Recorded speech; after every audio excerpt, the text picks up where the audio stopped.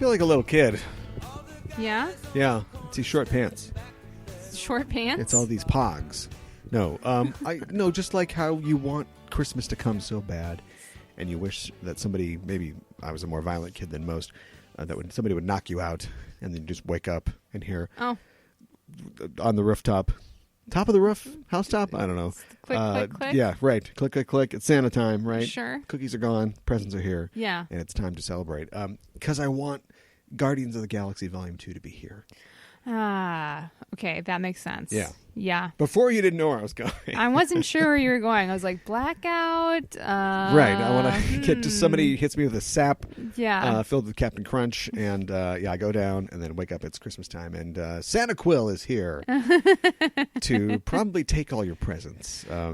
Probably. Yeah. He's not exactly a Grinch, but he's not exactly a good guy either. No, he's not. Yeah, I'm really looking forward to that. And we will, of course, be talking about Guardians of the Galaxy Volume 2 on our next show. We'll have a review. We're also talking about some comic books featuring the erstwhile Guardians. Not quite the same team that you might know. No. But it's where the team got its start. It is the Star-Lord series 1 through 4 from the Annihilation Conquest storyline. Say that 10 times fast. No kidding. If you are a Marvel Cosmic fan, you have these already. If you don't, you can get them online. They're available through all those sites, Comicology, Marvel Digital, the thing, the guy, and the click-in, and it's all iPad. It's all iPad these days. Sure. Every time I go into my empty local comic store, and the guy that runs it's got a single tear in his eye, it's because iPads. iPads are ruining comic books. That's right. Yes. He's banned both eyes and pads in the store. Yes. Everyone must wear sunglasses, and helicopters land on a flat thing with an H on it. But outside of the death of the comic book store, we are excited about the coming Guardians of the Galaxy Volume 2. I've been looking for the special Doritos bags. You've heard about these? No, I haven't. They have collectible Doritos bags that have MP3 players embedded inside of them, I guess, that play the soundtrack to the film. The licensing, first of all, must be a nightmare. Second of all, it's a joke, right? It has to be a joke. I put 2 seconds of a Raspberries song in a YouTube video and the thing gets pulled, but yet you can distribute thousands, perhaps millions of bags of chips across the nation featuring licensed music from all kinds of artists from the 70s and 80s, and it's fine. Are these like $15? Casey and the Sunshine Man got nothing to say about this. Yeah. In your bag of Sunshine chips. Are these like $15 bags of chips or something? I haven't found one yet.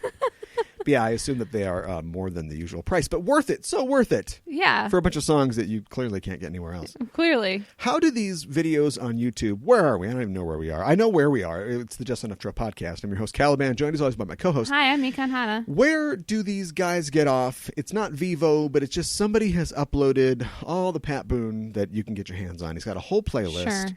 And they all play through, no problem. Nothing gets removed. EMI or whoever hasn't come and taken it down. I have no idea. I mean, the guy can't make money off his videos, right? Right. Like the monetization aspect of YouTube is dead for him and those videos. Right. But yet they just let them play. Yeah, I don't get it. And unless you're the Beatles or Prince, like you don't get that hardcore about it. Yeah. But even, I don't know about Prince, but the Beatles, you can find plenty of Beatles covers. Just some kid at a talent show in, Kenny Bunkport or whatever is just blamming out, "While My Guitar Gently Weeps." That's fine. Right. They won't pull that. But yeah, no studio sessions, no nothing. Nothing that has ever been touched by the fingers of George Harrison or anybody else. Right. Like Layla, or sorry, Patty. Yeah, bad joke. But yeah. So anyway, excited about music. Something can't remember what I was talking about. But we will have a review of Guardians of the Galaxy on our next show. On this show, it's a movie show as well. Of course, we're doing Crafty Services this week. We're talking about Cobra. It's not a government program to continue your health insurance. No, it's not. Beyond a date of loss of coverage. It's a movie starring Sylvester Stallone, written by Sylvester Stallone. There's a book by Sylvester Stallone. Wow. Well, that's we can not talk exactly about that true. when we get to Cobra, yeah, and what was going on with that. 13% on Rotten Tomatoes. Yeah, this definitely puts low. it, in the wheelhouse for us doing a Crafty Services segment. But I was thinking about it. It's summer of '86. This movie came out. Yes. It's a good summer, admirable. Yes. It's actually not the best summer. The best summer is 1982. Yeah, okay, thank you. That's a good point. We've also watched a film from the summer of 82. We've watched a film from the summer of 84. Yeah. And people who do this, who criticize movies or are critics, talk about movies, discuss movies, there's this thing going around, this constant sort of battle between like which is the best movie summer. Yes. And or if you're Rick and or Morty, you could ask which is the best movie summer. And nobody's ever figured it out. You've got a lot of people in all the different camps, and we decided to put that to rest. We have that power. That's right. I think that we have been given that dispensation. So we're going to do it right here today. Mm-hmm. We're going to have a summer slap fight to end all slap fights, putting a movie from 1982, from 1984, and 1986 against each other. That's right. 3 movies enter. 1 movie leaves. Yes. And we're not talking about Thunderdome, No, surprisingly enough. That no, won't we're be a part not. of this. But we're going to borrow that parlance to describe our summer slam here. The movie from 1982 is Fast Times at Ridgemont High. Mm-hmm. You know that one. The movie from 84 is Gremlins. That's right. And they're going up against 86's Cobra. Mm-hmm. Give me the tail of the tape. Well, it's the tail of the tape. What do you mean by that? Okay. No sports metaphors? That's fine. Yeah. Why these 3 films? Why not these 3 films? All right. There you go. So you can find us on iTunes and Facebook. And we're done here, folks. we'll keep going. Basically, they all are pivotal films in their own right, I think. Absolutely. And Fast... Yeah, no, they well, are. let's go with that. Fast Times at Ridgemont High was... Crime is a disease, and he is the cure. But, yeah. It was a pivotal film of its time. It really pushed the boundaries of what a high school film could be. These are all pushers. They are all pushers. Yeah, for sure. They push the ratings. They push the envelope of content. Yeah, Fast Times, I think, pushed what you would expect to see in a teenage movie. Exactly. Oh, we love teenage movies. Kurt Russell's in those. Oh, they're really Right. good. Oh my God, what's happening in this film? Right. Yeah, and it makes no apologies for displaying, the quote unquote real life of a teenager. Right. Gremlins is a movie along with Temple of Doom, also 84, Yep. that basically created the PG-13 rating. Yeah. Steven Spielberg was like, look, guys, I like making these movies. They're violent. Why don't you just come up with something so you can get off my back and we can all assuage our pearl-clutching guilt over the fact that we have these really violent movies that people love and are making a ton of money. Right. And so, voila, Red Dawn comes out, PG-13. Yes. And so, yeah, it pushed the level of what you could expect to see in a children's comedy Christmas movie. That's right. In terms of violence and Dick Miller getting run over by a snowplow.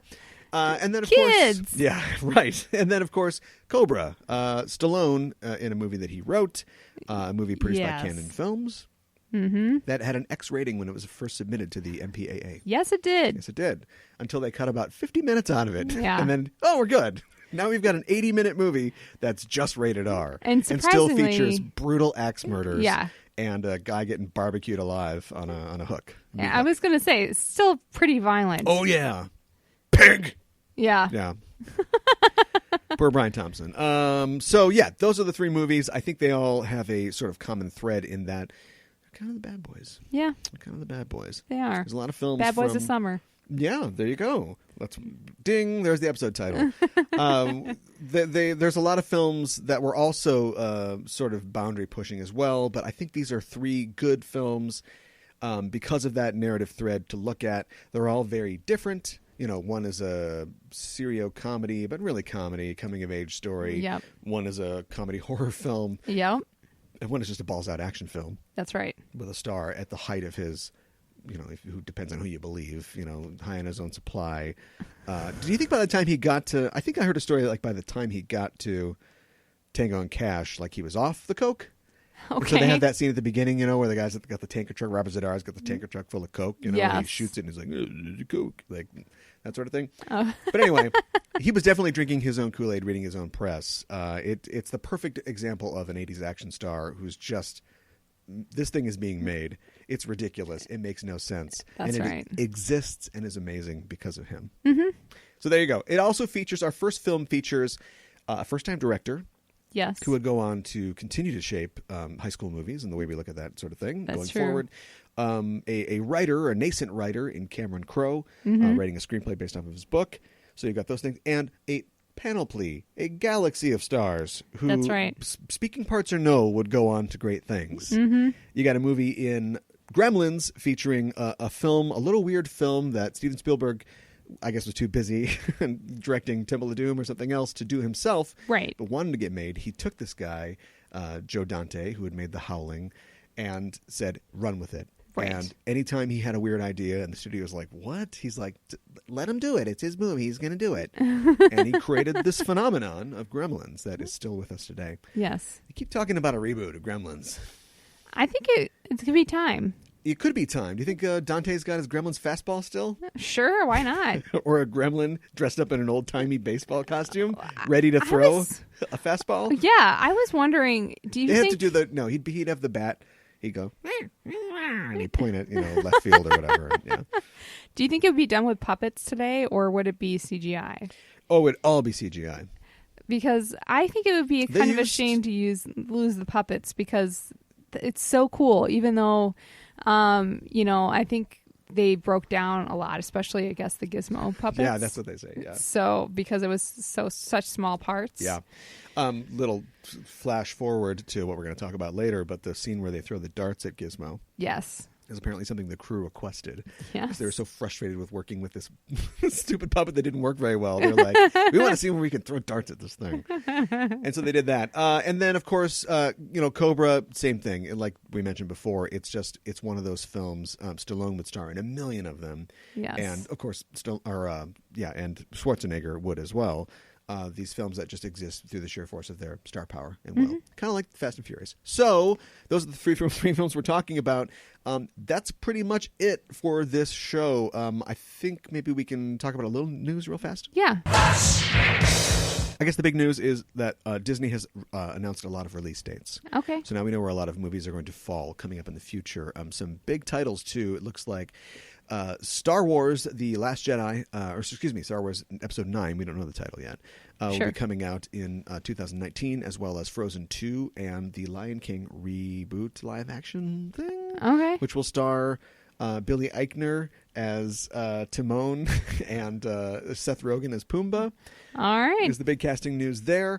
And they're going to come out. Lion King's coming out June 19th. Frozen's coming out November 27th. And Episode 9 is coming out May 24th. Oh. Now, the Han Solo movie has been previously announced as coming out in May of 2018. So this looks like a shift for the Star Wars films to a early summer release.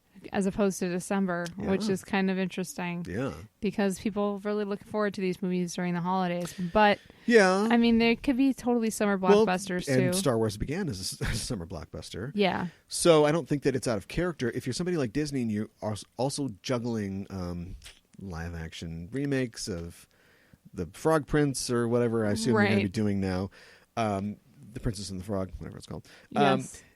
You also have to watch out for Marvel movies. So we haven't cross-referenced this with any future Marvel things coming up. But I have to assume at this point they feel confident that they're not going to be competing with themselves. Yeah, I think that's correct. Although it's interesting. You have to be really careful, I would think, to not compete with yourself. Yeah. Because they have so many films. They have so many franchises these days. Yeah, but the growing box office totals, Fast and the Furious, or The Fate of the Furious 8, has beaten, it's the biggest movie ever. It's beaten That's crazy. Force Awakens or whatever really? recently. Yeah, to be the biggest one. So there's money out there. Yeah. And you can definitely do that thing where, and they make their movies for this. They push it. They want that Mulan spicy sauce. We don't do that anymore. Sauce. They want that big, huge opening weekend, maybe a week or two after, and then it runs, but they don't care. They're on to the next thing. Right. I mean, Furious had made $500.5 million like in its first weekend. So that's crazy. I think that's worldwide. So at that point, it's every single other thing is gravy. Yeah. You know, if the secondhand theaters want to play it, if they want to play it on the back of a shoebox somewhere, like, fine, whatever, just send us the money. But we're good at this point. We're already making the next 3 or 4 or whatever it is. Right.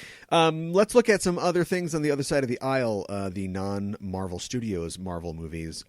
Looks like Dark Phoenix, which is formerly X-Men Supernova, was a code name. Now it is going to be officially Dark Phoenix, is coming out on November 2nd of 2018. Okay. So again, it's like, get to work. Yeah, no kidding. Yeah. Deadpool 2 will be coming out on June 1st, starring Josh Brolin as Cable. Awesome. Yes.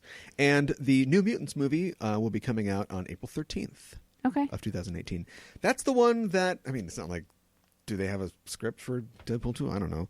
I don't know. But that's the one that they really got to hurry because they've got just a little under a year. Yeah. And I'm sure That's they're true. well into pre-production, but we haven't heard a cast. We haven't heard anything about this film yet. Besides that Josh Brolin is going to be playing Cable. I'm talking about New Mutants. Oh, you're talking about New Mutants. Yeah. Oh, I'm sorry. I didn't shift well enough, so That's okay. yeah, that's okay. So anyway, that's what we're talking about there, and I think they think that Maisie Williams is going to be in it, but we don't really know. Right. So Okay. yeah. All right. Well, we'll just have to wait and see, I guess, on that one. I guess we will. Are they going to do Warlock with a puppet or with CGI, do you think? Let's hope not a puppet. Hey, don't. Hey, come on. Don't look at Farscape. Look at the Dark Crystal. Look at Labyrinth. You can do that with puppets. No, that's true. That's true. You can do a lot with puppets. Yeah, you better. And of course, James Cameron has announced 4 sequels to Avatar. They all get release dates spanning 2020, 2021, 2024, and 2025. I'll believe it when I see it. Or when you see them. Yes. Avatar 2012? 2012? Something like that. I can't remember when it came out. I can't remember when it came out either. Remember, this movie came out just a couple years ago from now. In a couple years from now, 2020, Avatar. Yeah. Is anybody going to see it? I don't know. Are these written in grease pencil so it can just be wiped out? I feel like they are, and I kind of feel like he's obsessed with them. And I know. Why this? Exactly. Like he's done so much. Yes, he's done so much. He stole Terminator from Harlan Ellison. Whoops. He took Aliens from Ridley Scott. No, look, he's a very creative guy. He is. I'm sure he stole True Lies from something. But the point is, there's plenty of stuff to steal. Is this his first real... He had this idea. There are blue cat people on this planet. That could be it. And I had this idea, and I'm going to run with it. I'm going all the way with it. Yeah, that could be. Do you think that he'll direct every single one of them? I think he'll try.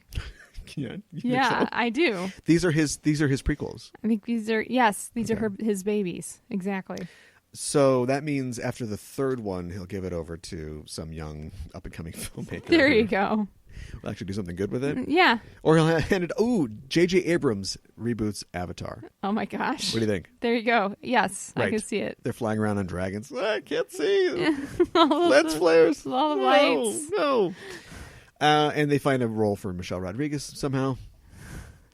Yes. One of the dragons is named after a Beastie Boys song. Let's see where this is going.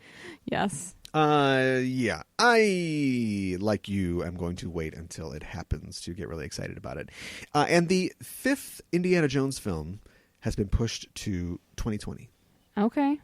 Do we know much about this film? We know that Harrison Ford will be 78 when it comes out. Okay. All right. And is he going to be Indiana, or is he passing the torch? Or well, I mean, he could pass it to Mutt, but Spielberg has said over and over and over again that there's one actor that will play Indiana Jones. That's Harrison Ford. Okay.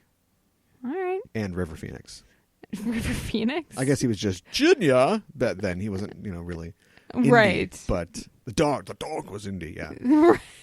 So, yeah, I mean, at this point, they've already had their shot at Chris Pratt and kind of lost him to Jurassic Park, I think, by messing around. So I think they're serious about this. Like, that old fart's going to play this guy. Now, how he does that, I don't know. I don't think any of us really appreciated him being all, where's the Ben Gay, old, now I'm doing old jokes. Like, before I had trouble punching a guy because, I was beat up. Now I'm like, oh, I can't punch him. can he shift into maybe more of an Obi-Wan Kenobi role, for instance? Yeah, I don't know. We just say that, his adopted son, actually, no, it's his actual son, isn't it? Yeah. Died off screen. Or maybe he got rid of the Brill cream and the motorcycle and he's academic now. He's like going to the college. Sure. He can't come along with us. He's taken over for Jim Broadbent or something. He's his assistant. And we just get some new guy in there. Somebody new, somebody fun. Yeah, that'd be great. Like who? Jai Courtney. Kidding. Wow. Kidding. Well, Chris Pratt would have been great. Yeah, he would have been great. I don't know, like a Chris Pine would be good too. I don't disagree. Chris Pine is, he's older now. Yeah. He's pushing 40, right? Is he really? I think so. Huh. He doesn't look it. I don't think how old his dad is. Subtract, and doesn't matter. Yeah. No, he doesn't look it until he grows the beard out, and his beard is like the front part is all gray. Oh, okay. Just all gray. Yeah. All right. Sounds like Earl Grey. All gray.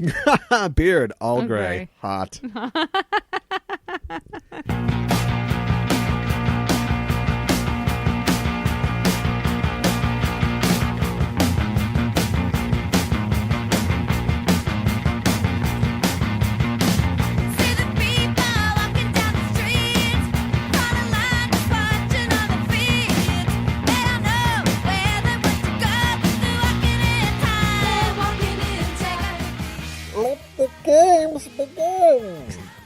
I don't know how you start. You ring a bell or something, right? We don't have a bell. No, but, we don't. No, we're going to bring this smackdown to a beginning. We have in the ring, in each corner, I guess it's a triangular ring. This time it is. They never do that. No. That's cool.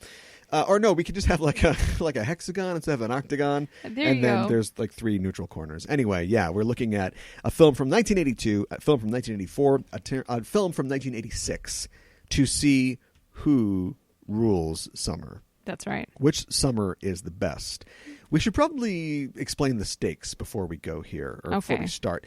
And the fact of the matter is that the reason this has been something that has gone around for a long time is that there's no clear winner in this fight. No, there's no. They fight, we lose. And I don't condone. Like, I love talking about movies and I love debating things, but like there is no.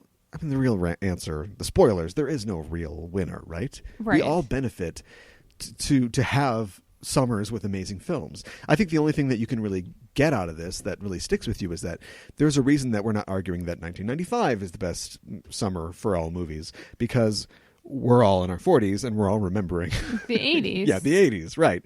And then depending on exactly where we are in our 40s, these old men are going to pick a certain decade in particular. Sure. But you have to look at it in a particular way, and I think this will sort of color the films as we look at them, is that 1982, and we're looking mostly at summer, but if a few early spring or late fall movies pop in here, I think they still kind of count for like why it's a superlative year. But 82, we're looking at Blade Runner, Conan the Barbarian, E.T., Fast Times, of course, Poltergeist, The Road Warrior, Wrath of Khan, The Thing. Thing came out in 82. I mean, this is all huge. Yep, it's already huge. Tron. People are really hot about The Last Unicorn, like recently. So I don't know. I'll leave that in there. Secret of Nim and Dark Crystal, 2 movies that people were divided on, but I think still hold up really well. Yeah. They just weren't ready for. That's right. Even if you're going to go sort of non-genre, like The World According to Garp. Okay. That all looks good. Yeah. 84, you're looking at movies like Ghostbusters, Gremlins, Temple of Doom, The Karate Kid. Okay. It's got The Search for Spock, not as good as 2, but good in its own right. Yeah. The Natural. Okay. Police Academy first came out that year. Sure. Also, these aren't really summer movies, but you're looking at things like Revenge of the Nerds, Purple Rain, Beverly Hills Cop, Nightmare on Elm Street. Those are all huge. Never-Ending Story. Yeah. Dun, dun, dun, dun, dun. Terminator. Dun, dun. Yes, Terminator. So that's a murderer's row there. That is pretty good. There are a couple literal murderers in there. little literal murderers. Say that half a time fast. And then 86, of course. 86 is kind of like a little slicker, but it's got some movies like Top Gun. Okay. About Last Night, Ferris Bueller's Day Off. All right. The Fly. If you're not looking for just out and out successes, but you're looking at like memorable sort of cult films, you got something like Howard the Duck. Okay. Or Maximum Overdrive. All right. Karate Kid 2. Would you go Karate Kid 2? Karate Kid 2 is a good movie. It is. Have you seen it? I have not. I want to fight you with the crane stance. Oh my gosh. It's good. Okay. It deepens the story and the mythology of Daniel's son. Look, okay. You just got to see it. Okay. Labyrinth. Wow. Flight of the Navigator. I mean, those are all huge. Not done. You're not? No. Night of the Creeps. Running Scared. One Crazy Summer. Come on, Savage Steve. Stand By Me. Manhunter. I mean, these are all... And Cobra. And Cobra. Yes. A movie with Brian Cox as Hannibal Lecter. And he's like, I ate his liver with some fava beans. Wolverine. Adamantium. Why is he's always like from the New England when he does an American accent. I don't know. Anyway, that's all I can manage. He's so Scottish that when you put it, it's like in the new Doctor Who, like, it's like the TARDIS. It translates everything. But then if you try to say something in the language you're talking to, the person, like if it's Latin and they're a Roman, they just hear Welsh. I don't know how that works. I don't know how that works either. Fava beans, Wolverine. Yeah. So anyway, those are 3 amazing summers. I would ask you, I guess, to try and characterize them. Is there a way that you can sort of describe a police sketch of 82, 84, and 86? Oh boy, that's a big task. I would say that 82 has a lot of envelope pushers.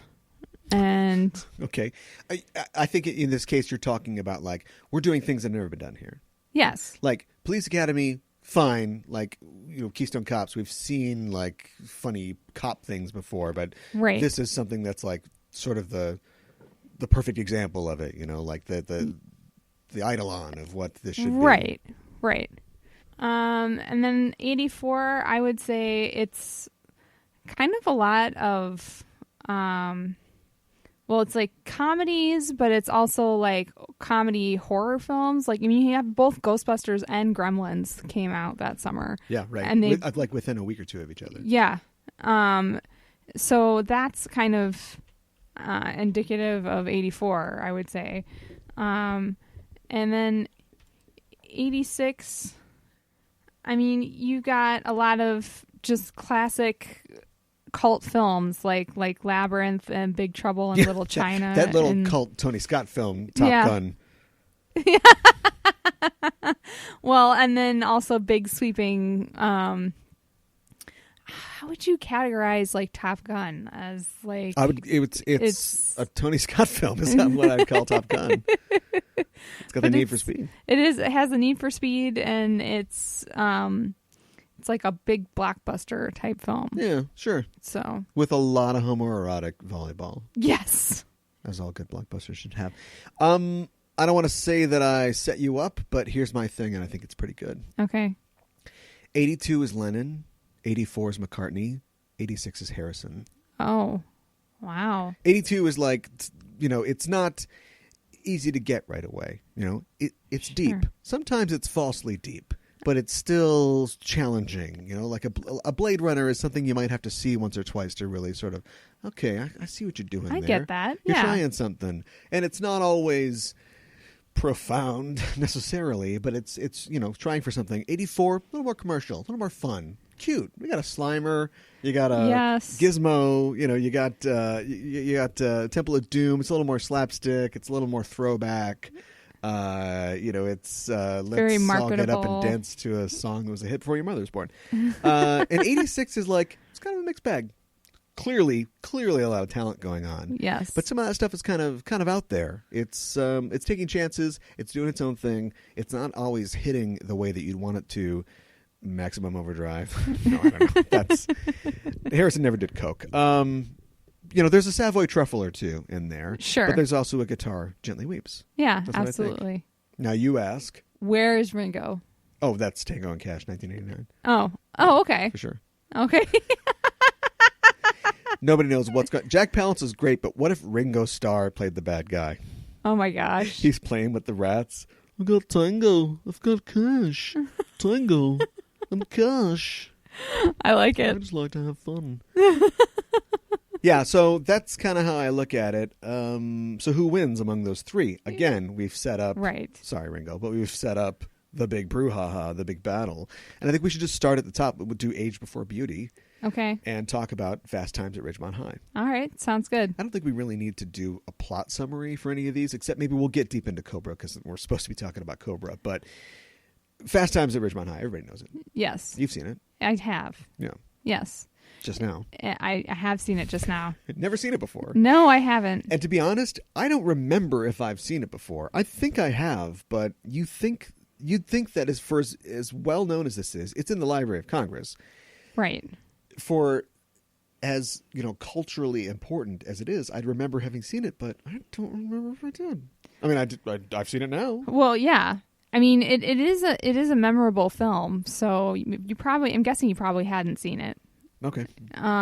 Solve that mystery. Yeah, but what's it about? It's a coming of age story at a high school, and it follows several high school students around as they basically try to figure out how to navigate what it is to be a teen. And I think that it's challenged in this film because it has more adult subject matter than it has in the past with other teen films. Yeah, there's certainly been teen coming of age stories right before, but this is, I think that this movie is, and I mean this in a good way, but it is transgressive in that it is mostly unflinching. And I think that, it's funny. It's very funny. But I feel like if they had the chance, they might have made I don't know if Cameron Crowe's book, based on his experiences going undercover at a high school, I don't know if it's funny or not. Right. I mean, books and movies have to be slightly funny to sell. Right. But they're really trying to get at some stuff. Yeah, they are.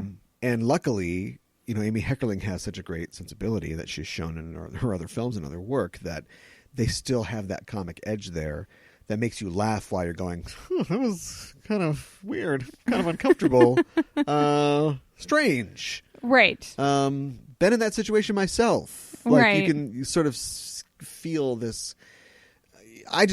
For me, and I know that I'm not quite old enough for this to be my childhood. I was probably one of the little kids in the arcade. They're hanging out with Spicoli. Sure. He's got no shirt on. I know. He's always hanging out with kids. I know. And he doesn't wear a shirt very often. I know. It's Take weird. A seat. Come on in. I don't think they'd invented Chris Hansen at this point. But I recognize this. And what I like about it is that the entire thing is set in the world of the teenager. Yes. Even to the point that as the film opens, we're setting the scene. This will be our Globe Theater audience. This Sherman Oaks Galleria. As the credits roll, they're opening up the Payless Shoe Source or whatever. They're making the corn dogs. They're getting everything set up. And at the end of the movie, they're taking it all down. Yeah, they're closing up, and they're putting the food away and sweeping up. And then, of course, you got the great video game machine. I think it's Galaga or something like that. With the end. That's their title card. The end on a video game machine. That's great. They set up this world of malls and shakes and kids who are nude and trying to screw each other all the time. Yeah, you can see how audiences, you can see how somebody like Roger Ebert would call it a scuzzy little film. Yeah. But I think he represents and has pretty much represented for his entire career that sort of middle America level of, what we expect from something. Absolutely. And he wasn't ready for it. And maybe audiences weren't ready for it. But it has lasted over the years, because it gets things right, because it is right about stuff. All the characters, even this is a better example maybe for the younger members of audiences, but it's like Dazed and Confused, kind of. Sure. A lot of those kids are screw-ups. A lot of those kids you wouldn't want to spend an entire car ride with. No. Hey, man, you got a joint? Be a lot cooler if you did. But none of them are bad guys. Right. Because they're just following this imperative. They have this very tiny world. You can look at a character like Linda, Phoebe Cates' character, who's just kind of two-dimensional. She is. She just kind of represents that older friend. Yeah. And she's giving Stacy this advice to get Stacy what she wants, which is a boyfriend, which is, to find a dude or get laid or be popular or whatever. Right. And to be honest, Linda's advice works. Linda's got high school beat for the very low ambition and like expectations that she has of it. Right. All these kids, you know, Damone is teaching Rat like his 5 rules of like, hey, this place is pretty great. Like, you're at a porta potty, Damone. Yeah. To them, they've got all these like life hacks, as we'd say now, you know, to figure this world out because they are young adults and they're smart, but they don't, like a lot of teenagers don't, they don't see what's beyond the door, which is an entire other world where none of this stuff is going to matter. Right. It's going to influence as you grow up, but otherwise it doesn't matter at all. That's right. And that's why I think Spicoli is something of a kind of hero, or like a sort of Gouda. He's a Gouda Buddha. Figure out what that is. My favorite Star Wars character, but he's like a Buddha or a guru because he's going to flunk history, or he might squeak by. Right. Almost for sure. But when it comes right down to it, he has this conflict with Mr. Hand. Yes. But they finally meet up at the end, and I think Mr. Hand's kind of like, all right, you're fine. Yeah. You don't know about the treaty, but you're going to live your life. You're going to be fine. You don't mean anybody any harm. I'm fine with that. And Spicoli even has this sort of moment of clarity where he's like, how many kids like me have you had? Right. And the answer is probably a lot. Yeah. Maybe not quite as bad. Yeah, maybe not quite as bad. But I think that if I had seen this film when I was younger, I think I would have been more like taken aback by it. Would you have gotten it? No, I don't think I would have gotten it. And I think I would have been... Because I think that's the great irony of these, you know, kids films that we really like. Look, I think a kid who's in high school when Clueless comes out can watch Clueless and go, oh yeah, I kind of am like that. I like rolling with the homies too. But it's an adult, or at least a kid, you know, who's out of school, out of college, looks back and goes, oh yeah, that's exactly what we did. How stupid were we? Right. Yeah. Yeah. I think kids don't run the Library of Congress. No. Adults they do. don't. And they went, we need that. Put that in here. Yeah, but I think that I would have just been taken aback by what was in it, and like just the sex scenes and everything. Yeah, I think that I would have not been ready for it. They're kind of unflinching, and yeah. To bring back, Chris Hansen's back, everybody. They make you uncomfortable. At least they make me uncomfortable. Yeah, and they should. You have a character who Jennifer Jason Leigh was, 19 or 20 or whatever when this was made, but. It was presented as 15, yes. And then she's going to get it on with these guys, and you're like, am I supposed to? Well, where'd this Mike's Hard Lemonade come from? I know. No, I don't want to have a seat. I think she's even a little bit like, because she loses her virginity at the point. Yeah, right. And it's funny too. I mean, since we're just talking about nudity and sexual content now, I guess. Yeah. We can put that up against the Moving in Stereo pool scene. Yes. In a second, we'll get to that, but I think that. If this was just a movie about a young girl, and we have a million of these movies now, right. Like 13 or anything Evan Rachel Wood was in when she was coming up. Sure. About like, oh, it's a girl and she's, the real life of the modern teenager. They're out doing drugs and having sex, and it's this like unflinching indie movie look at it. This doesn't take that approach. This takes a fun romp kind of approach, but it has these moments of real vulnerability. There's a million movies in like France about this, where it's like we follow this young girl. She's on the cusp of womanhood, and blah, blah. Has Chris Hansen ever gone to France? Let's hope not. I feel like he would never leave. He would just set up shop on the Champs-Élysées in an unmarked van. So you've got a baguette and some table wine. Where are you going with that? Have a seat. But it's that, and the movie you could cut everything else out and just expand that, and it would be her story, and it would be, yes, there's probably too much nudity. It could be done in a tasteful way, but they're showing it in this kind of, I'm going to bat for it as an art film. Like they're showing it in this raw way. We're uncomfortable. She looks uncomfortable. She is uncomfortable. I mean, she's like looking at the surroundings, and it's like she's like, I'm losing my virginity. Yeah, right. When they're in the dugout. Yeah. And there's like horrible like graffiti everywhere. Surf Nazis. Yeah, right. Exactly. Yeah, it's great. And then of course there's just the awkwardness of the characters. Like her big move is like, oh, I'm gonna get into something more comfortable. I'm gonna change. Yeah. And then she gets into her robe, her white satin bathrobe or whatever. She covers up the rainbow bite patch and is like, "Come on over here, sailor." And it's just like, it's like kids playing dress up or dress down. Yeah. But so then, how do we get to the Phoebe Cates scene that everybody knows about and talks about?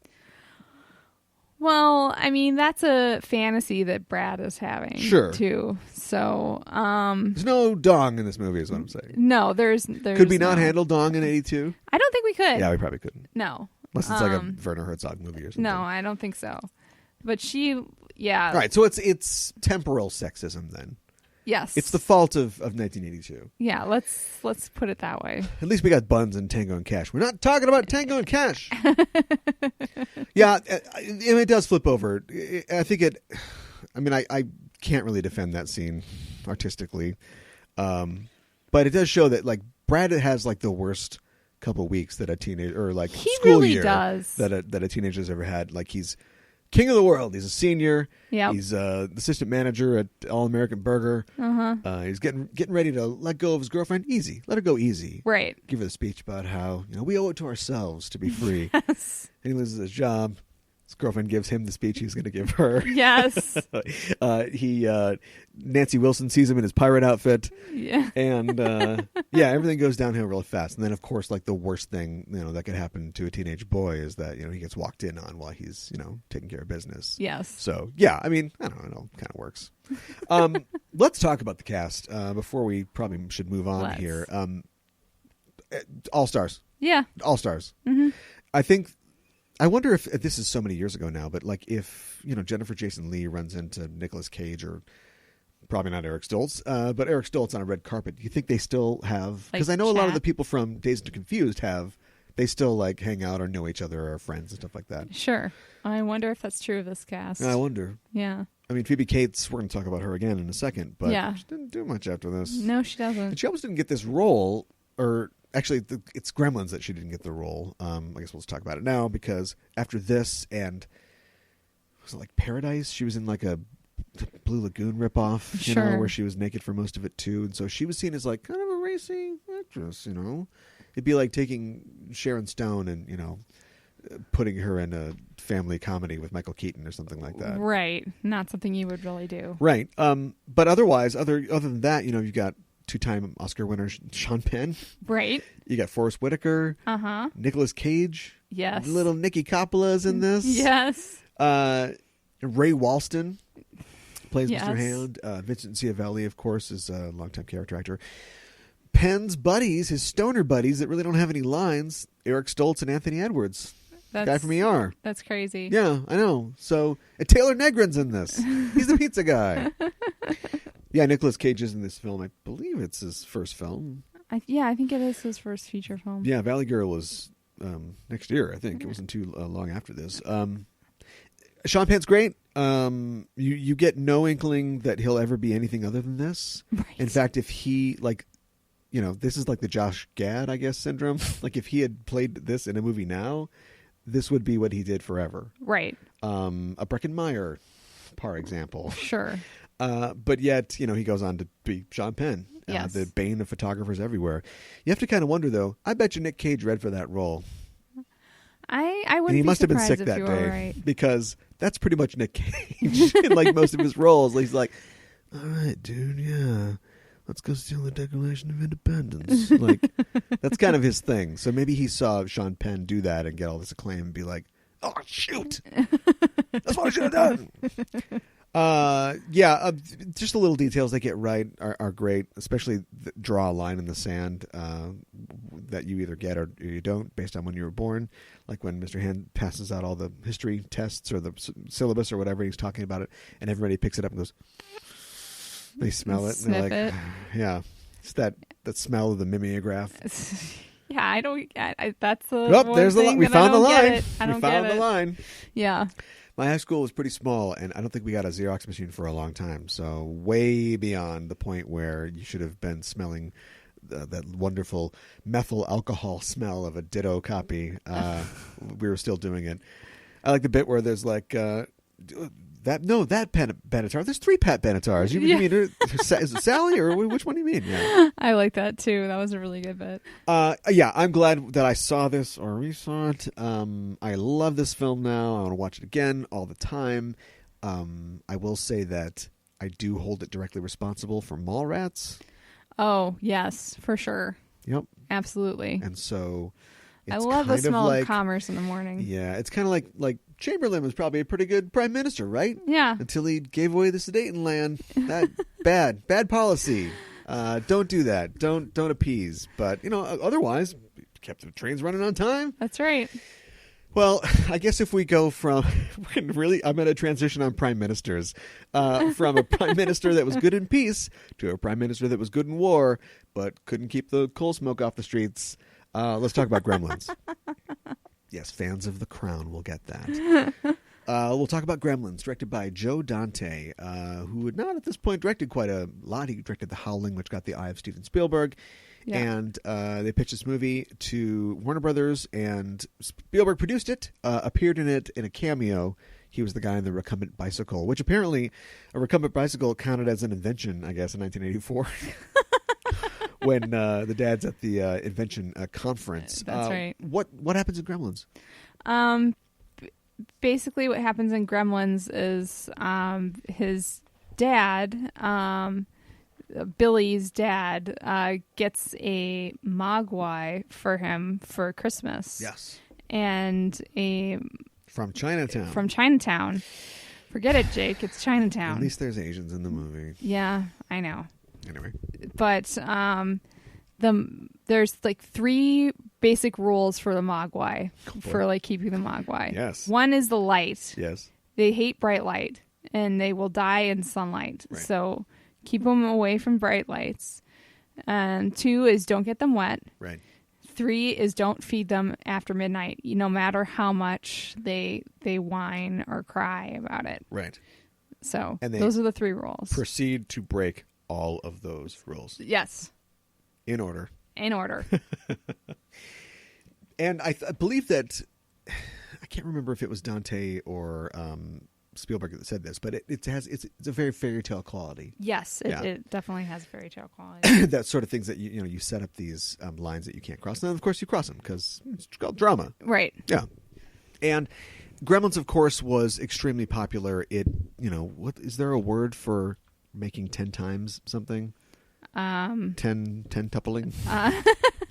That ain't it. There probably I found out what is. it's not.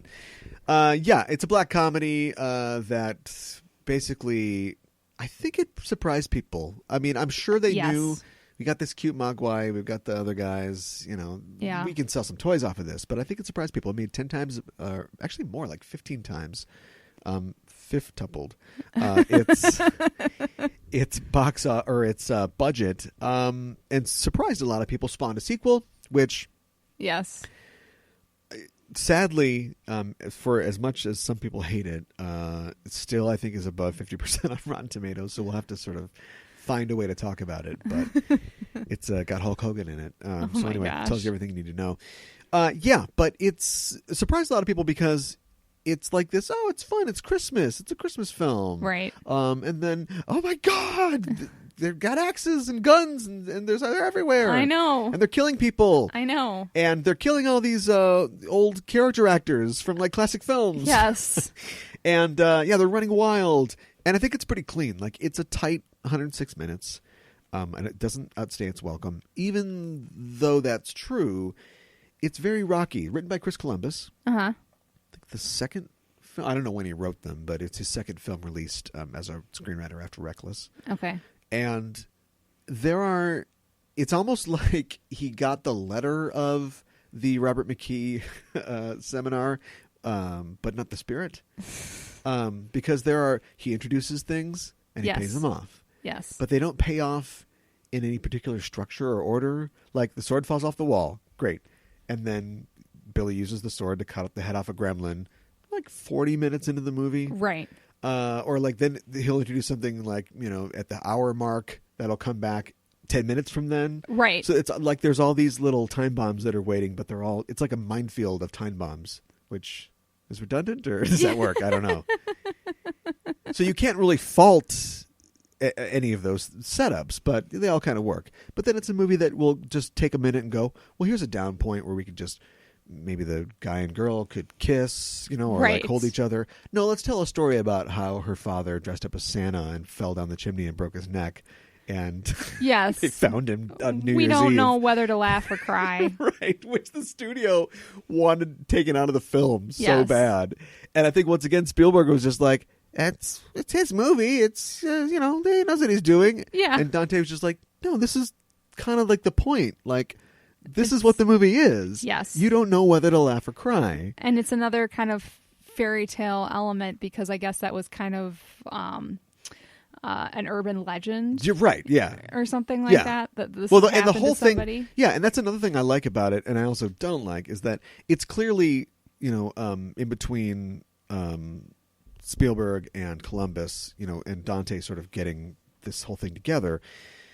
The whole thing is based on urban legend. It's based on the idea of Gremlins. Right. Yeah. Which came about in World War II. Right. Which veteran character actor Dick Miller lets us know all about. Yes, he does. Is the namer of the roll credits. He says Gremlins.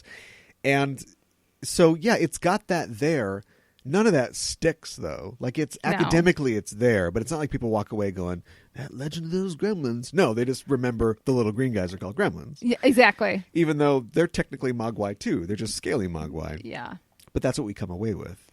But it shows that it's like that still old school structure. You need that thing there. Yeah. And this movie has that in spades, mostly because it steals like half of it from old movies. Yeah. Like we've got a It's a Wonderful Life thing going on. Yep. Which then is explicitly referenced when his mom is watching Cutting Onions. Yes. And not crying in the scene, weirdly. She's cutting onions and she feels sad. But she's not crying. I don't know, whatever. But she's watching the end of It's a Wonderful Life. Right. And then, of course, you've got the character of Mrs. Deagle, who's this horrible old woman that wants to kill the dog. Like the Wicked Witch. Yeah, we got an Oz thing going on. Yeah. Yeah. You get what's his name runs by and like, they're already here. You're next. We got that thing with the pod people and everything. Yes. And so, you can feel Dante's love for these old cinema things, but also for referencing these old things. Yes. And that's where in Gremlins 2 that blows wide open. Like it's like the community of like comedy little monster movies. It's just reference. The whole thing is all reference humor. Joe Dante is Dan Harmon of 1980. Oh, okay. And so I mean, we can talk about the specifics of the plot. I don't think we really need to. I mean, Stripe is the main bad guy, and he causes the Gremlin apocalypse, and of course they take care of it by blowing up a movie theater. I know, while they're watching Snow White. Yeah, so it's all built on these old movies and these references, and they blow it up, they destroy it. Yeah, it's an act of artistic destruction. That's true. Yes. But the one guy who doesn't care, just loves candy, he gets away. Yeah, I know. And that's Stripe. Let's talk about the little sort of bits and touches, which mostly work in this. There's some that don't, but are really great because all the Gremlins are in the theater and they're eating and popcorn, candy, and stuff. Stuff is flying and then, everywhere. I guess Stripe's bored with Snow White, and so he goes out to get some snacks, and the Gremlin sitting next to him goes like, "Milk duds." There's just things like that. I love and there's tons of bits like this. There's a funny skit, like a lot of Key and Peele skits. It's really, ends in space. It hits you on the head with the sledgehammer of comedy. But there's a thing where they do like the Gremlins 2 pitch meeting. Like, ladies and gentlemen, Gremlins, huge success. And we're here to write the script for Gremlins 2. And then like, hey, everybody, like the script doctor comes in and he's like, everything's going to be in this. What about like an electro gremlin? You mean an electro gremlin turns into electricity? You can go in a light socket, you can electrocute people? It's in the movie. Like, and then the joke is all of that stuff is in the movie. Right. But we kind of are already doing that because you've got the general idea about the Gremlins is that they are, what are they? Are they a commentary on something? Well, they're a commentary on like. Oh, by the way, Leonard Maltin tales. called this an icky movie. Yes. And he was in Gremlins 2, and the Gremlins kill him. Can you tell I want to talk about Gremlins 2? Yes, I can. But do they represent something? I think they do. I think they represent, what could happen when you don't listen to the rules of a fairy tale. Yeah, but I mean, like, in their actions. Like, are they supposed to be like, this is conspicuous consumption or crass commercialism?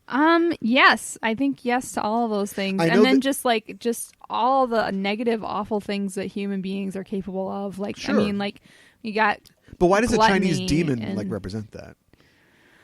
It's not like they turn... It's not like Pinocchio where the rat catcher or whatever it is, like...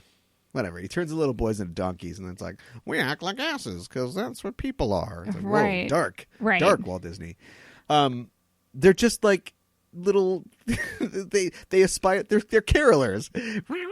Yeah, I know.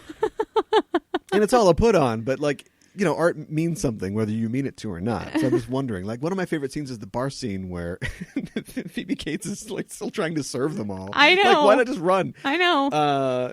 She promised she'd work that night. But and I know the puppeteers apparently had lots of trouble with the puppets. Yes. You'd never know it. Everything that worked must be in the film because some of those Gizmo sequences are amazing. Yes. And he's this gross little creature and they make him so cute and so animated. Make him so cute. And so many of the facial expressions and even the body motions when the gremlins are doing something communicate so much because they can't talk. Yes. And so they have stuff where like one gremlin, you know, gets shot or like falls off a thing and the other gremlin's like, whoa! And it's that great, you know, Henson level of puppeteering where they're really communicating things with their body. Yes. But I love the bar scene where for some reason there's a flash dancer. I don't know, popular back then. We didn't mention flash dance from before. And then you've got the one thing where you got the and like there's the gremlin at the table, you know, with the fedora on. He's like, yes. And then like doing the puppets. This little other puppet comes in doing puppets. And sort of ruins his like cool moment, you know. Then he hits him with a hammer. And, yeah, it just doesn't. What is going on? Do these things want to kill us or not? And I think that's why it's so appealing. You know, it's you can get behind a Jason or a Mike Myers. You know, sure. Somebody that wants to. Well, don't let him get behind you. That wants to kill you. But I think that they're interesting because they're like the Joker. Like, what is it that you want? Like, do you want to kill me? Well, or do you want to have a true. good time? And when are you going to stop having a good time and start throwing saw blades at my head? Yeah. Yeah. And I think that's a good point because they just do what they want. And they kill people, but then they're like, oh, let's go watch a movie. And they kill each other. Yeah. Yeah. Exactly. And then they just go watch a movie because it's dark in there. And yeah, right. You know? But isn't the screen bright or I don't really know how it works. Yeah, you would think the screen would be bright, but maybe it's not too bright. And you get candy and stuff like that while you're there, so that's pretty good too. Yeah, you think they'd watch like Batman versus Superman? Isn't it real dark? So they no. There are, as we said before, a lot of storied character actors in this film. Yeah. There are a lot of like cameos and references in this film as well. Yes. We talked about Dick Miller being in it, of course. Polly Holliday plays Mrs. Deagle. This isn't storied character actor necessarily, at least not at this point, but Judge Reinhold is in this. Yes. Phoebe Cates' castmate from Fast Times. Both on a real high ticket in 84. Apparently had a bigger story cut out. Yeah. Him and the bank manager, I think, were supposed to have a whole thing that just got cut for some reason. And that's fine. For time. You read about there's a lot of things in the script that were changed because Dante went, or Columbus was going real dark. Yeah. Like the mom, who in a great scene that I keep forgetting happens so early in the film. Like the mom takes out 3 or 4 gremlins and she has this like Herculean struggle against him. It's one of my favorite sort of sequences. And that happens really early on. And then she's gone. Yeah. Like a lot of things in this film that like, it's complete, now it's gone. Yeah. She never comes back until like the very end. And you've got that, but she was supposed to get killed by the gremlins and her head gets like bowled down the stairs. I read that too. Like, whoa, Chris, reel it back. Yeah. And the gremlins were supposed to kill the dog, which I think is still somehow locked into what happens in the script. Because there's the weird thing. I know that the old lady's after him, but the dog, the dad just decides to bring the dog along. And I think it's mostly just so he is out of the action because the gremlins killed the dog, right? That's going to happen immediately. Well, right. And so there's this weird 80-yard line when he's at the gas station. It's like, no, Barney, don't get out of the car. Even though you're clearly not inside this car. And then he comes back at the end to get scared by Gizmo. But yeah. Steven Spielberg is, in it, has a cameo in it. Right. As a guy riding recumbent bicycle. Chuck Jones, the famous animator. Yes. Is in it, as Billy's the guy that teaches him to draw. Because Billy's a cartoonist. He likes comic books and cartoons. And that's right. Fangoria magazine. And just, I imagine all the things that Joe Dante liked when he was growing up. Jonathan Banks, Mike from Breaking Bad, is in this. Yes, he is. And once you are aware, maybe it's because he looks young, you don't know what he looks like compared to being like, come on, Walter, like being an old guy. Right. You'll start seeing him everywhere. Yeah. Because we've seen him in a couple things recently. And yes. It's like, holy crap, that's right. It's Jonathan Banks. Yes. He's very distinctive, and you get really excited when you see him. Corey Feldman in what might be definitely one of his first film roles, if not his first film role. Yes. Pre-Michael Jackson. Pre-Michael Jackson, yes. Cocaine. Yeah. Howie Mandel is actually the voice of Gizmo. Yes, there are a lot of famous voice actors in this. Michael Winslow did voices on this and effects. Frank Welker and Peter Cullen, both famous voice actors, probably most famous from Transformers. Sure. Are in this as well. And yeah, there's a lot of voice work that's in this. And like the puppet work is really fantastic. I just want to call that out again. Yeah, I keep reading about the problems that they had, but it just works. Yeah. Yeah. The part where Gizmo first gets wet and he multiplies, because that's what happens when spoilers for a really old film. That like was a balloon that was slowly going up and everything. And there was a lot of points where you can see it's not obvious. I mean, if you understand what's going on, you see it like Billy will be carrying Gizmo, he puts him down, and he goes, okay, let's put you up here. And then he picks him up out of frame, and it's clear that it's now, it's a different puppet who's in the box now, so they can do the stuff. But none of it all works. It does. There's the scene like they use a little bit of stop motion for some of the Gremlin stuff, like when you see them coming down the main street and suddenly there's 100 Gremlins. And they do a little bit of like speed up and slow down stuff, like when the Gremlins are eating the food, the bad Mogwais are eating the food like the up chicken. close. It's a really gross scene. Yeah. But it's done really well too. Yeah. What about Rockin' Ricky? I just love that little. He keeps going. That little subplot of Rockin' Ricky. Those are Rockin' Ricky fans. And then later on, it's morning and it's like Rockin' Ricky's still on the air. We're gonna turn the hoses on these guys. We never find out what happens with that. I know. I guess they went back to the movie theater. I guess so. What would be your case for this being the Waldorf salad? It's one of the first films that like really combined horror and comedy together. What? That's not true. You don't think so? No. But I guess you could say it does it well. So effectively? Let me say. For 10-year-olds? Yeah. I mean, this has to be the first film that caused major leakage in some 10-year-old trousers. Definitely. It also has a lot of they did a lot of marketing for this film, and like there were a lot of toys that were produced for this film. Yeah, you can't make a lot of Jaws toys. No, because Jaws isn't cuddly. Right. And I guess initially Gizmo was going to be Stripe. Right, yeah. But Spielberg really fought against that because he thought that... Well, he's a smart guy. He is a smart guy. Yeah.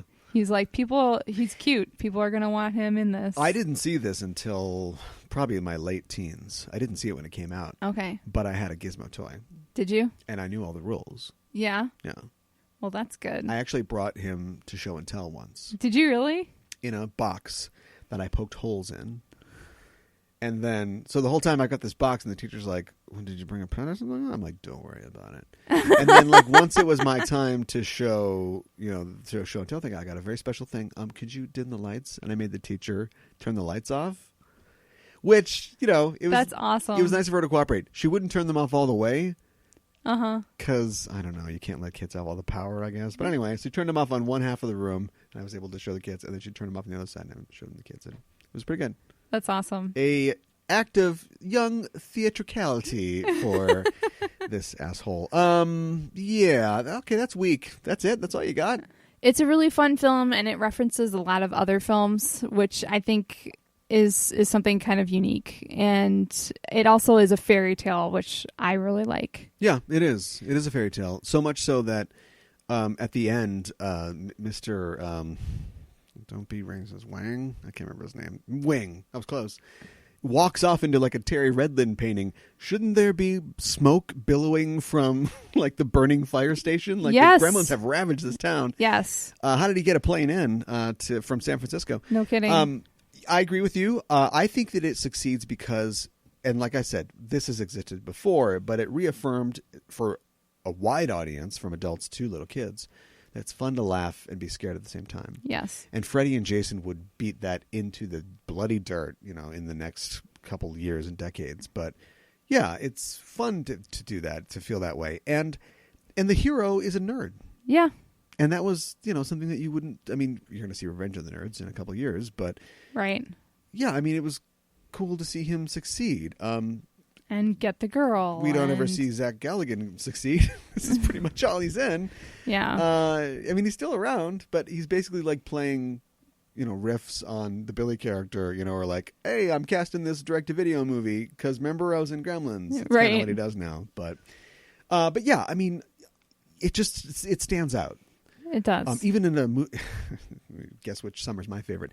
Even in a summer like 1984, there's no movies like it. Yeah. There's just this. Well, let's move on. Let's talk about our 1986 pick and our craft to services pick for this week, Cobra. Tell me about Cobra. Cobra is, such a violent film. Well, he's the cure for crime. Yes. The disease of crime. He is. There's this... Okay, so there's... Take your time. I don't even know how to describe it. There's this gang... Like this. Cling, cling. Yes. Cling, cling. There's this gang of axe murderers who... So far, so good. Get together in an abandoned pool somewhere. They're the New Order. Yes. Isn't that like a 90s yes. boy band or something? Yes.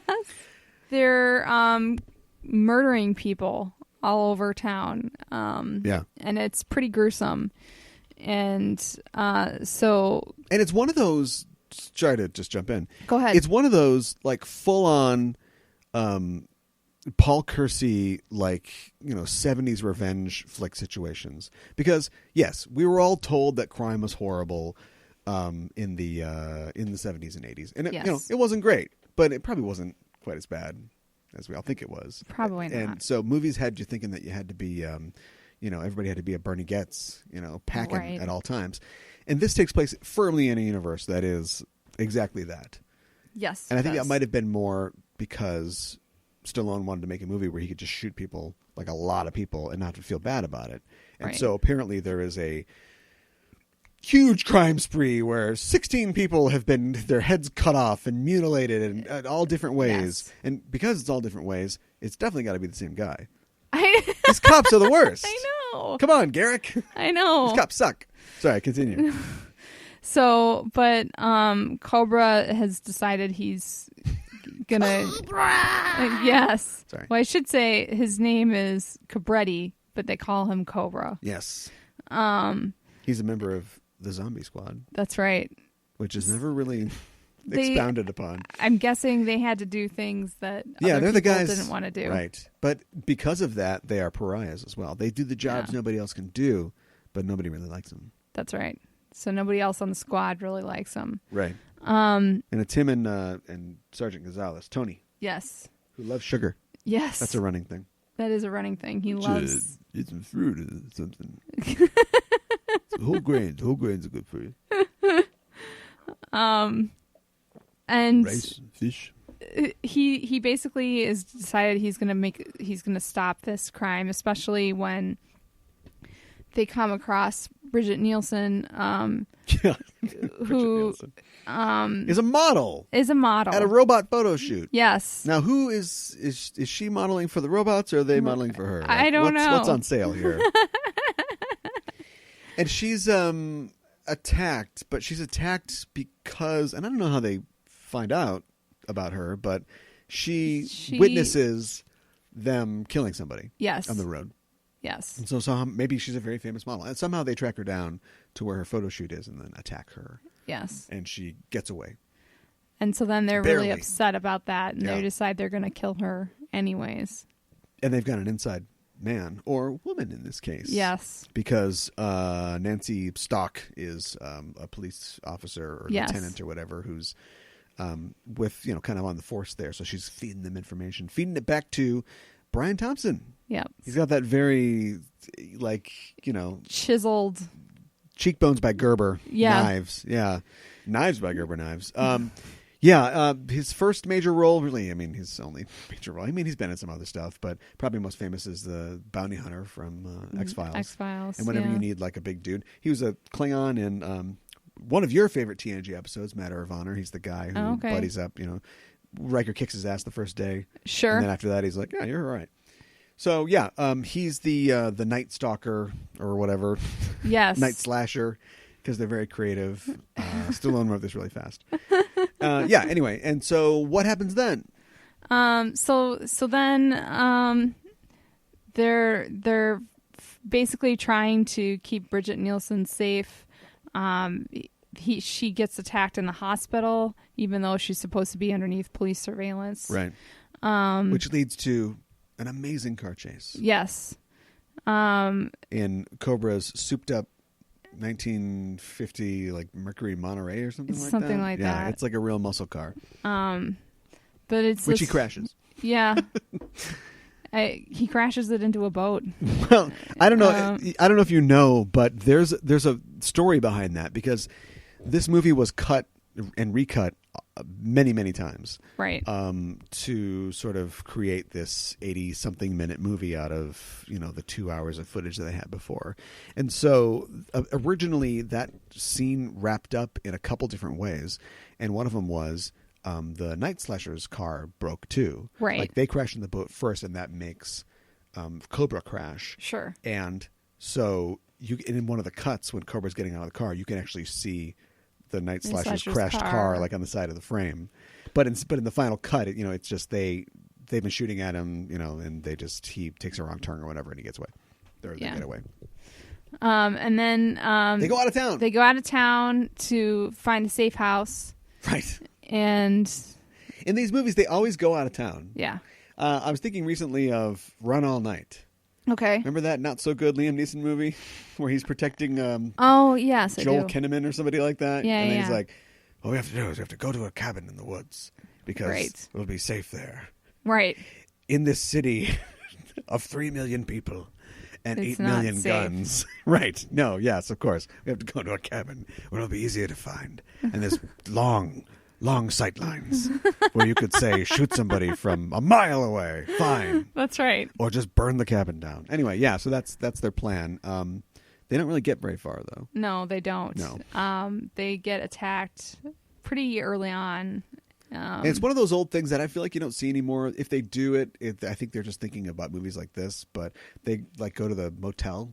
Yes. And so it's like some, rundown motel and it's like, clean this gun. Let's go clean it. And it's like, oh, let's talk. But, it's a pretense because I want to make out with you. Because I'm just captured by the wild masculinity of Marianne Cobretti.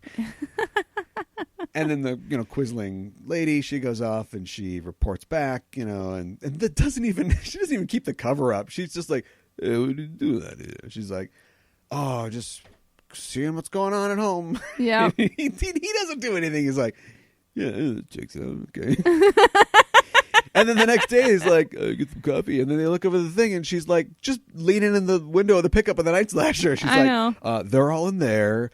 Save some for me. And then it begins. Yes. What I think of is really the set piece of the film, the long ass car chase where they steal a truck and then he's in the back of the truck with an MP5 or whatever, just paving the streets with motorcycles and dead bodies.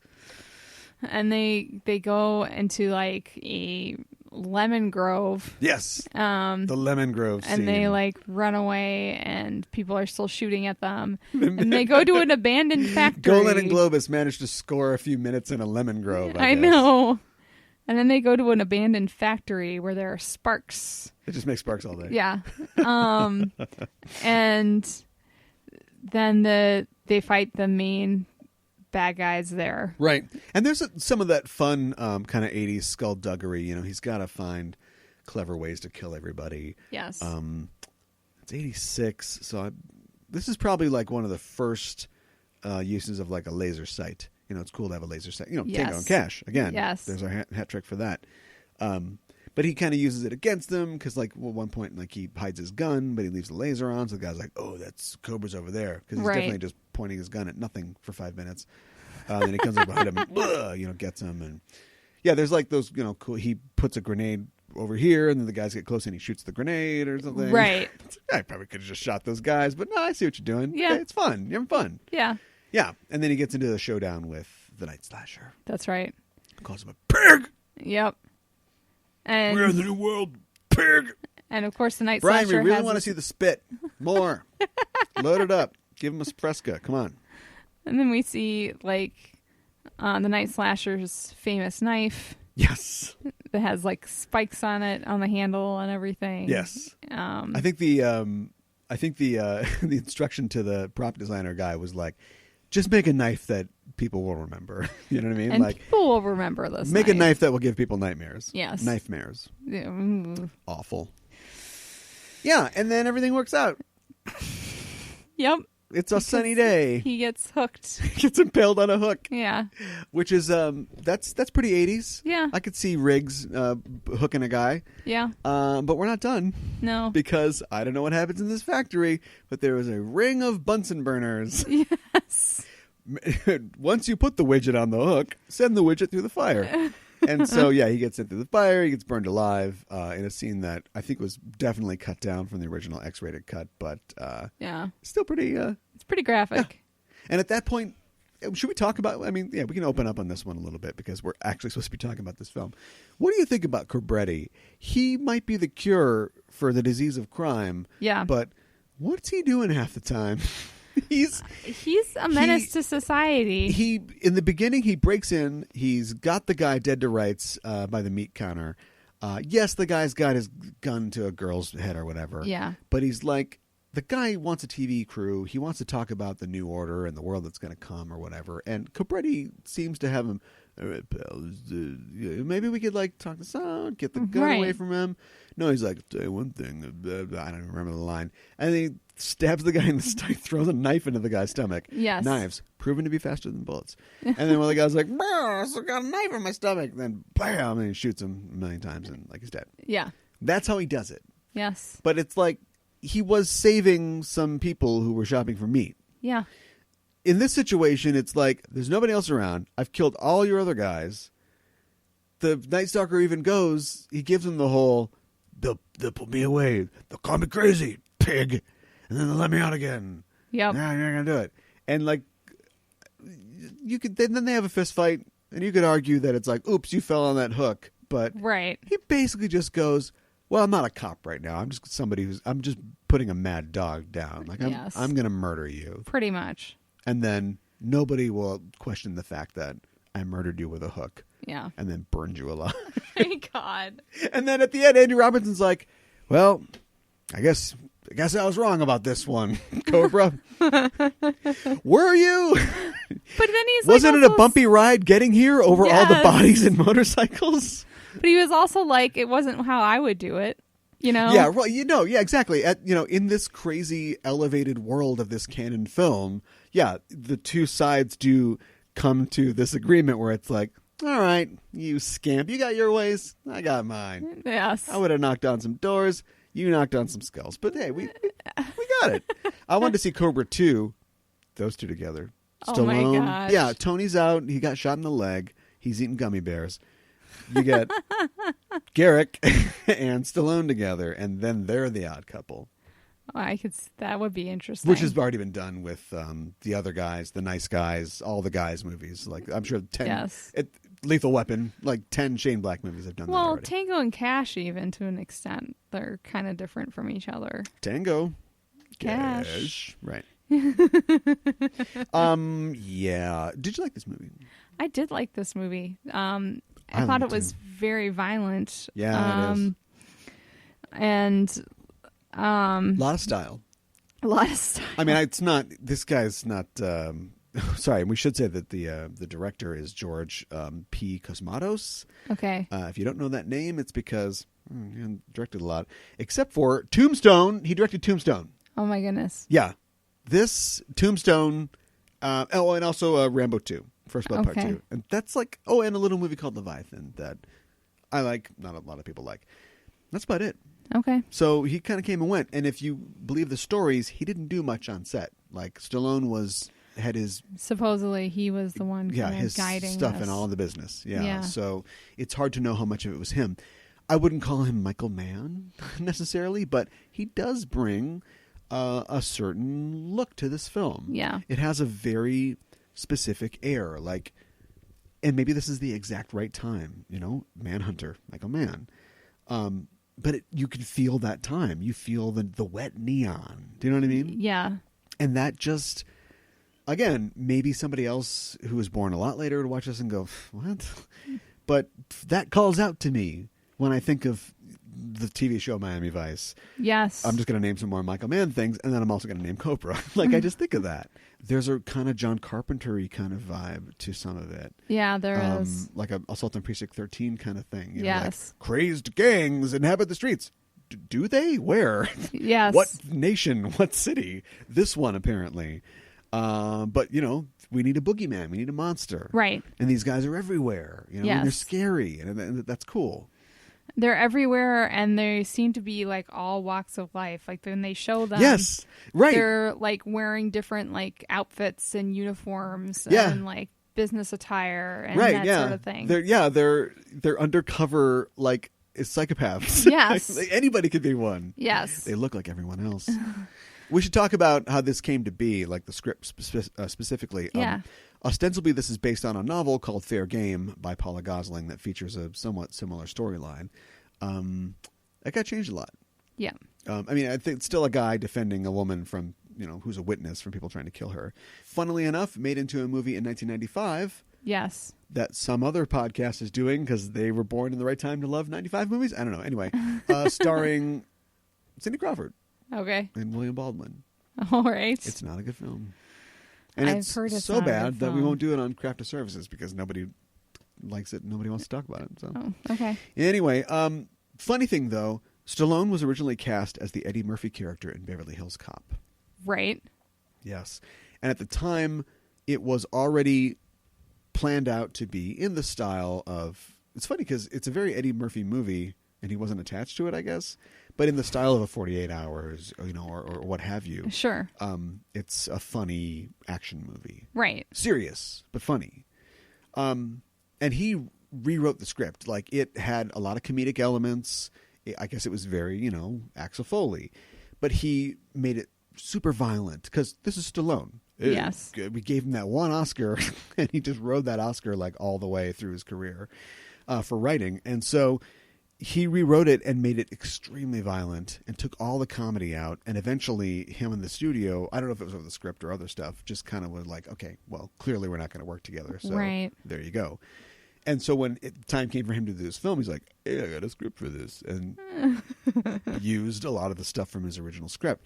So much so that he tried to have the novel republished or reissued the year the movie came out. And have himself credited as co-author with Gosling.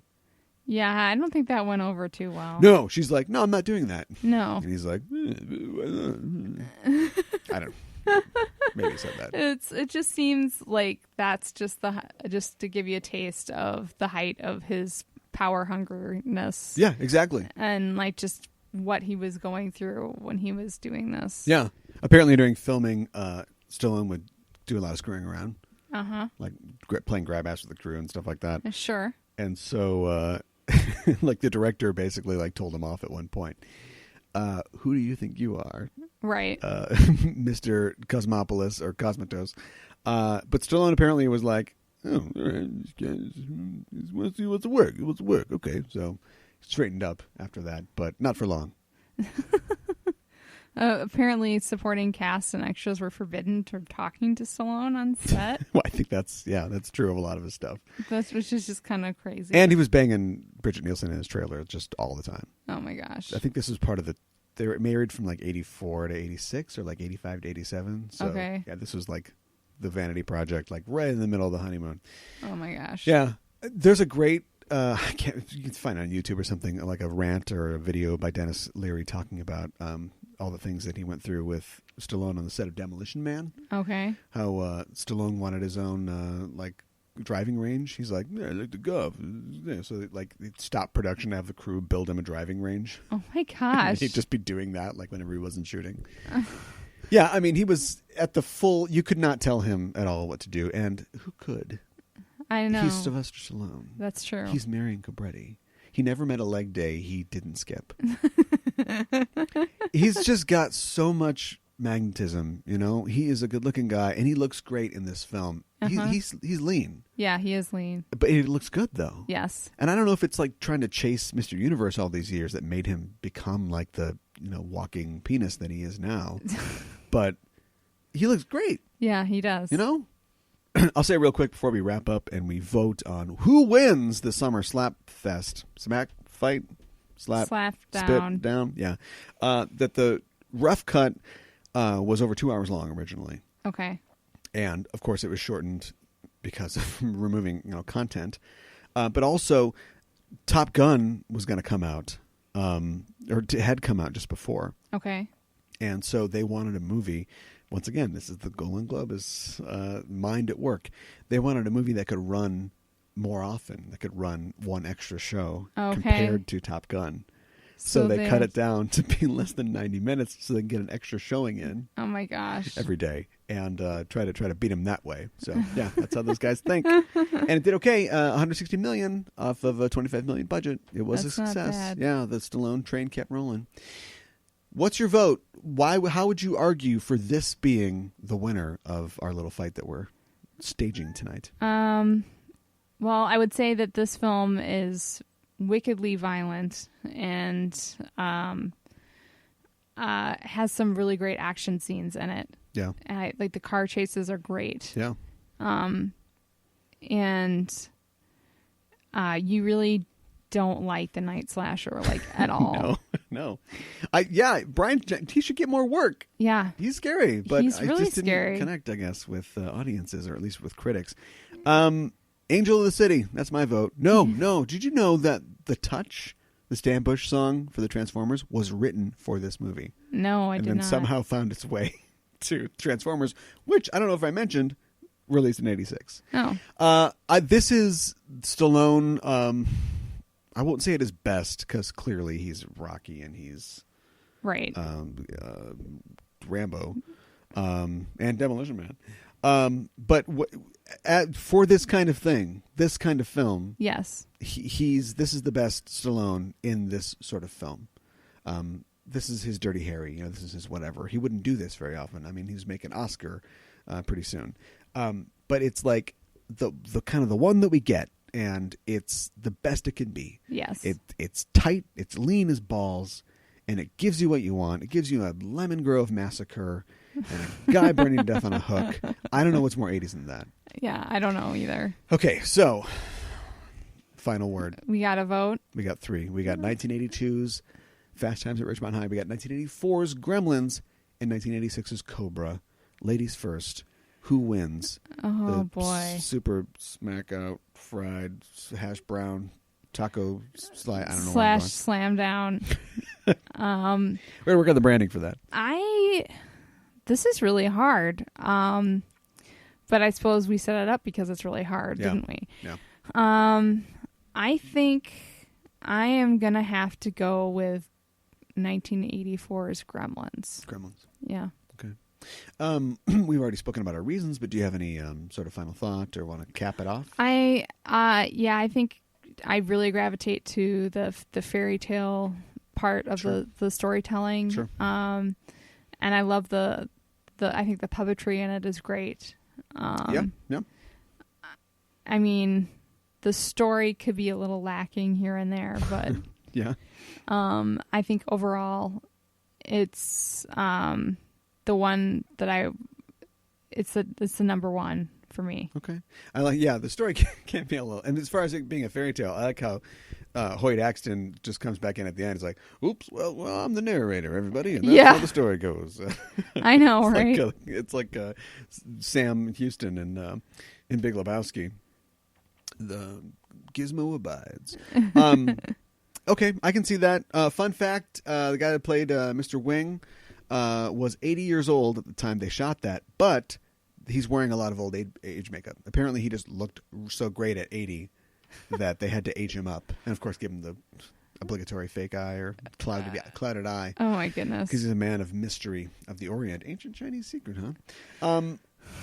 I got to go with 82. Okay. Against my own better judgment. And actually, I'm using judgment. I'm somewhat chagrined because I fought long and hard for 84 being the best summer of movies. And I'm not saying it's not pound for pound, but in this trio, in this troika here, I got to go with Fast Times. Okay. It's the movie that, coming away from everything, and when you're talking about 80s summer movies, you're talking about popcorn, you're talking about milk duds, you're talking about summer fare. But it's the movie that gives you that and yet means the most as well. It's the one that's in the Library of Congress. It's the one that people remember, can come back to. You feel something, you laugh, you identify with it. Yes, the factory that makes sparks, and you fight some guys at the end is awesome. And you're right, the puppets are great, but that's the one, I think, that when the aliens come and it's just rubble and DVD cases, that's the one that they're going to pick up. Okay. Or Gremlins will go, those guys are like us. It's just like us. It's weird. They're greener than us. So that's our winner for good or for bad. The survivor of this series is 1982, the summer of 82. Okay. With Fast Times at Ridgemont High. Technically, we really need a tiebreaker. I mean, there's just two of us. So right. You say 84 or 82. Perhaps if somebody was, 82 certainly is the best. And that's a great choice. Fast Times at Ridgemont High it's certainly, people remember that. It's great. All right, so I guess that's 2 against 1. So, okay. All right. Do you think I could get the second best? If Melissa Olson is the first best Robert Cargill impression and he's the third, could I slip in at number 2? I think you could. I think I have to work on it a little bit. Maybe. Yeah, but I think you could get there. Something to shoot for. Yes. Okay, well, that was fun. It's always great when we can watch some actually really good movies and talk about them. We have to cheat sometimes because we're supposed to be watching bad movies. That's right. But in 2 weeks, we'll be back to bad movies. 2 weeks from now, or at least close to 2 weeks from now, the new Alien movie is coming out. Yeah. Alien Covenant, where Ridley comes marching home again to the Alien franchise. This time, hopefully, better than Prometheus. And he is going to be doing another Alien film. So we decided, or at least I decided, that we should do like a Ridley Scott movie. Yes.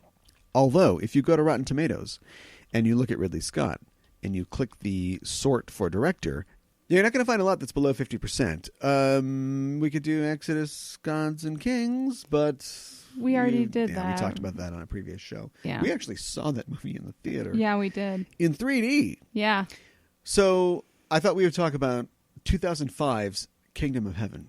I don't know anything about that movie. Why don't you tell me about it? Well, you're in for a treat. Yeah. Do you like the guy from the Pirates movies? Which one? Do you like Liam Neeson having no direction and not know what he's doing? Yes. What about Eva Green? Let me finish with her clothes on. Sure. Why not? Oh, no, those are all bad things. No.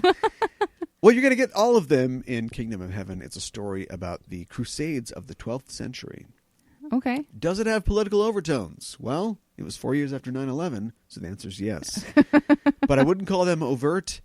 Honestly, I don't know why this is 39% on Rotten Tomatoes. I don't think that it's that bad, and so that's something that we're going to focus on. This is a guy who 5 years earlier did Gladiator to pretty much universal praise. Right. And then goes, I like the swords, I like the sandals, let's go again. And didn't get it so much this time. Huh. So we'll be delving into that next time on Craft to Services when we talk about Kingdom of Heaven.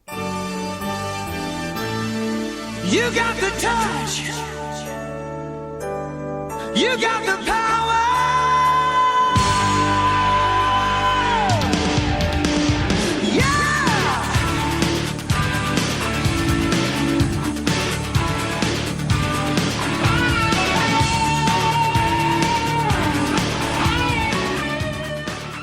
Well, that's it. The results aren't certified, and maybe bandits will steal the results and kill the courier before it makes it to the certification board, and we won't actually enshrine 82 as the greatest summer of the 80s movie summers. But until that happens, go, bandits, are you ready? Go. We're going to have to respect the decision of the judges. 82 has won as the best summer. Still, if you look at all of those, though, it's hard to pick. It is hard to pick. And if you picked 10 or 100 people out of a crowd and showed them that list of movies, that we picked out, 82 to 86, and said, pick your favorite movie, those darts are all over that map. Yes. And absolutely. Yeah. Who knows where they would all land? You're going to get somebody's a Maximum Overdrive guy. Yeah. Somebody. Exactly. Yeah.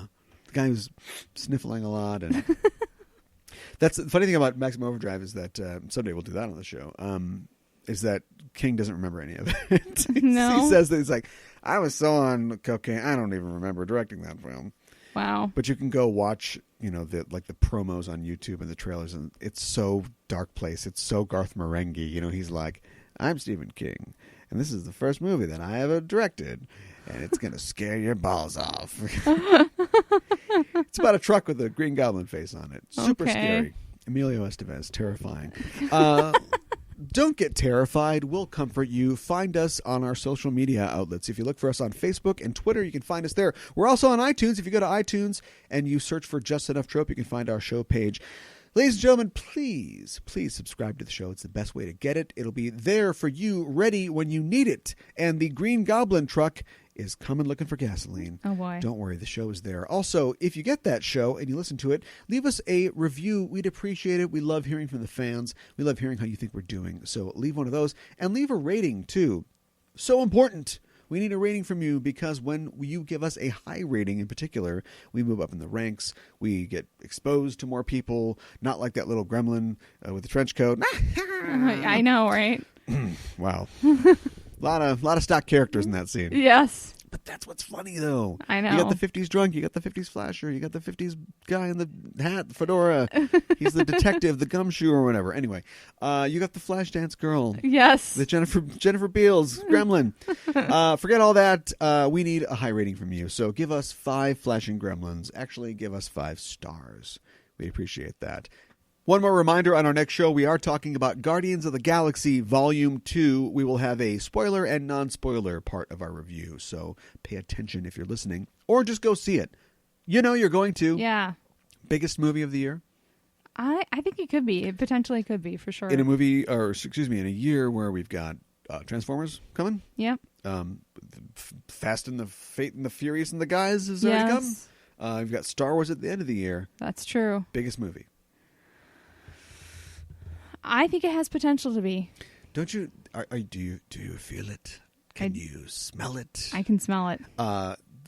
You're feeling what a critic feels right now. Yeah. Because you're feeling the pull between what you want to be true and what your analytical mind is telling you, or at least isn't telling you written in stone, but is doing the math. And part of you is like, yeah, it's gonna be great, and the other part of you is like, those are some big movies. I don't know if it's going to Is it going to set a record on top of the record that's already set? Right. Are there that many $20 bills in the country? Like, we don't know. Right. Yeah. I think it has a fair amount of tickets that are already sold. Oh, yeah. But yeah. I probably could have had that in front of me if I thought of that. If I knew I was going to be talking about pre-sales. But we will have all that talk, all the talk about Guardians of the Galaxy that you could ever want, including a long-awaited return of one of our first segments ever on the show. Yeah. Stupid questions. Mm-hmm. What happens in stupid questions? I asked some stupid questions. No, no, you, the very first time we did this, it was one of our very first shows. We had seen Guardians of the Galaxy, the first film, and you had a lot of questions. Yep. Because it was a weird Marvel movie. It's like, where's Robert Downey Jr.? I don't know what's going on. So you had some questions that were completely valid questions, but, seemed like, quote unquote, stupid questions. So that is going to come back because there's going to be a lot of things that I'm going to look up and pretend like I know from when you ask me the questions. So we're doing that. We'll be talking, of course, about the Star-Lord 1 through 4 from the Annihilation Conquest storyline in Marvel Comics for Comic Book Club. So check us out for that. That's it. We're done. In a show where we crushed my dream of 1984 becoming crowned as the best movie summer ever, I think it's time to go lick some wounds. Okay. Or at least head back to Donnie's Tavern and have a brewski with the little gremlins. So we're signing off for now. I'm your host, Caliban. I'm your co-host, Mikan Hana. Keep the geek fires burning.